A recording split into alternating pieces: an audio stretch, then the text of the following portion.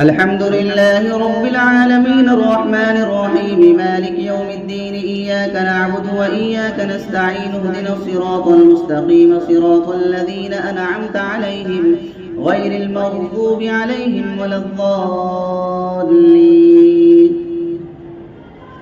الحاقة ما الحاقة وما أدراك ما الحاقة كذبت ثمود وعاد بالقارعة فأما ثمود فأهلكوا بالطاغية وأما عاد فأهلكوا بريح صرصر عاتية سخرها عليهم 7 ليال و8 أيام حسوما فترى القوم فيها صرعا كأنهم أعجاز نخل خاوية فهل ترى لهم من باقية وجاء فرعون ومن قبله والمؤتفكات بالخاطئة فعصوا رسول ربهم فأخذهم أخذة رابية إنا لما طغى الماء حملناكم في الجارية لنجعلها لكم تذكرة وتعيها أذن واعية فإذا نفخ في السور نفخة واحدة وحملت الأرض والجبال فدكتا دكة واحدة فيومئذ وقعت الواقعة وانشقت السماء فهي يومئذ واهية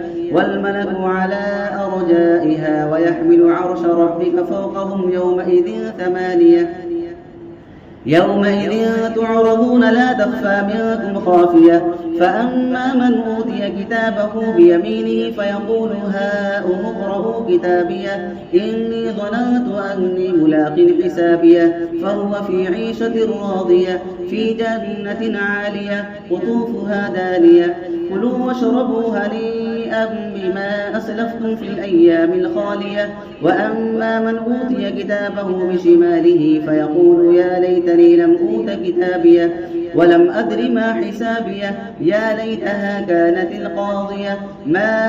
أغنى عني ماليه هلك عني سلطانيه خذوه فغلوه ثم الجحيم صلوه ثم في سلسلة ذرعها 70 ذراعا فاسلكوه إنه كان لا يؤمن بالله العظيم ولا يحض على طعام المسكين فليس له اليوم هاهنا حميم ولا طعام إلا من غسلين لا يأكله إلا الخاطئون فلا أقسم بما تبصرون وما لا تبصرون إنه لقول رسول كريم